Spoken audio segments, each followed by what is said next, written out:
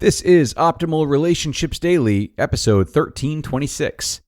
Evening Routine for Stay-at-Home Moms, Part 2, by Cara Harvey of apurposedrivenmom.com. Hello, everybody, and welcome back to ORD. I'm your host and narrator, Greg Audino. Happy to be with you this Friday. Happy to have a chance to finish up the great post we started yesterday, too. That's right, if you missed yesterday's episode, we began a post from Cara Harvey that was a bit too long to squeeze into one, so today I have part 2 for you.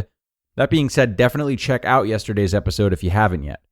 But if you are all caught up, then let's turn to part 2 now and continue optimizing your life. Evening Routine for Stay-at-Home Moms, Part 2, by Cara Harvey of apurposedrivenmom.com. Prepping for tomorrow really allows you to start your day with ease because you have things done and you know what to expect. If you've ever had a frazzled morning trying to get everyone off and ready for school and forgot to pack lunches or check book bags, then you know what I mean.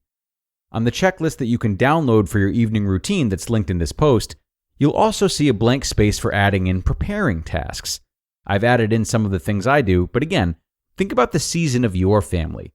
Your tasks may look different if your kids go to traditional school or you homeschool.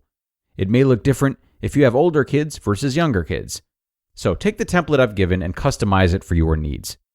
My prepping for tomorrow tasks include making lunches, including mine and the kids as much as I can, even though we're home. This may look like pre-making salads or making a batch of hard-boiled eggs. Packing book bags, diaper bags, sport bags, or anything else anyone needs, and again, the kids can be part of this as well. Laying out clothes. I lay out my workout clothes so I have no excuses in the morning, and the kids pick their clothes out during our bedtime routine to make it simple. Loading the coffee pot with the timer. Reviewing our schedule for the day and pre-planning my time-blocked tasks. And setting out an independent morning activities list for the kids. I put one on their small table that they always gravitate to so I can get breakfast in the morning going without them under my feet and asking for TV right away. I think it's key to have a good idea of your schedule and pre-planning tasks for your family the night before. I like to use time blocking for most things, so it helps if I know in advance which errands I want to run, which work tasks I'm planning to focus on, or any phone calls that I have to make before places close. Taking time for you as a stay-at-home mom. After you've done the majority of your home tasks for the night, it's time for the best part of the evening routine.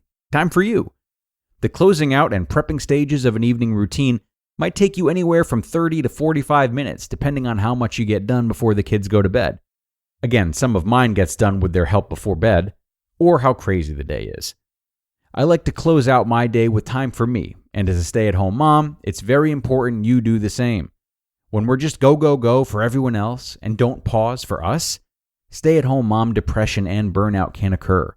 I find as a stay-at-home mom, I have to be super intentional about time for myself, self-care, and personal growth. Once my checklist is complete, I take 15 to 60 minutes in my own learning and growth. And I know that seems like a lot of time if it's not a habit you already have, but trust me, 15 minutes can start to become a habit that you crave and take more of. So, what are some things you can do during this time? And again, start with just 15 minutes and over time, increase it by 5 minutes. You'll find that you love that time. The mom guilt will melt away and your mindset will be on fire. Consider these ways of spending your time. Bible reading, devotionals, or Christian development and reading. Take a course about a topic you want to learn about. Watch YouTube tutorials on how to gain a skill. Read a book to increase your mindset or for pleasure. Exercise, do yoga or meditate. And journal, draw, or anything creative. By ending your day for you, you'll go to bed with less anxiety, more peace, and feeling jazzed about the next day. What I don't recommend you do, though, is just plop on the couch and have a Netflix binge or get sucked into a social media scroll. These things wreak havoc on your mindset. They make you compare your lives to others, and they don't fill you up. Now, there's nothing wrong with social media or TV, but I just don't think it's the best way to close your day. The lights from the TV and phone can keep you up, your brain gets super stimulated, and the last things in your brain tend to be where your dreams go. Give yourself the gift of positive thoughts. You just listened to part 2 of the post titled, Evening Routine for Stay-at-Home Moms, by Cara Harvey of apurposedrivenmom.com. ORD listeners, if you're here, then you're as excited as I am that mental health is more talked about and more cared for these days. And leading the charge is Noom Mood. As experts in behavior change, Noom has helped millions of people through their weight loss program, so you know that they can help you tackle stress too. They've definitely helped me with that, as something I've been struggling with recently is a sort of existential anxiety and an existential grief too, just putting so much unnecessary energy towards how certain events impact the wholeness of my life and what they say about my identity. But Noom Mood has helped me to get more comfortable with letting things be what they are and preventing extra or unproductive thinking. And just like they helped me, they'll help you to better understand your personal relationship with stress and anxious thoughts so that you can take control, build resilience, and develop coping mechanisms that actually work. So start to worry less and feel happier by using Noom for just 10 minutes per day. Sign up for your trial at Noom.com/ORD. That's NOOM.com/ORD to start your trial today.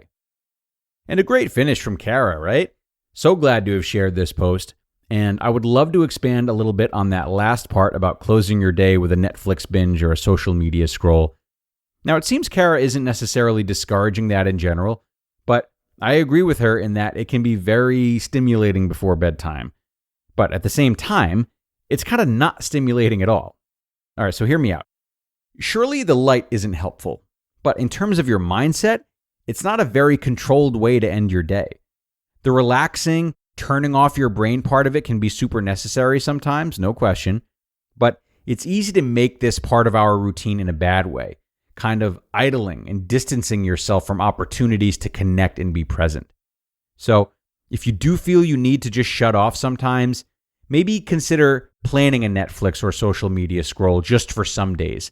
And for others, meditating, reading, or just practicing some breathing or stretching exercises. Even these may feel like they require more effort than you're willing to give, but if you only do them every other night, maybe you're giving yourself a chance to end some of the nights with a sense of growth and purpose, as opposed to just being cradled away by technology night after night. And to me, when we do just let our minds go to electronics, it can often feel like we're really just trying to delay the next day from starting, as opposed to celebrating what we have left of the current day.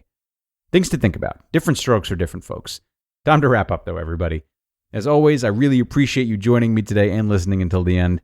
Have a terrific Friday if you're listening in real time, and be sure to not miss tomorrow's weekly Q&A episode.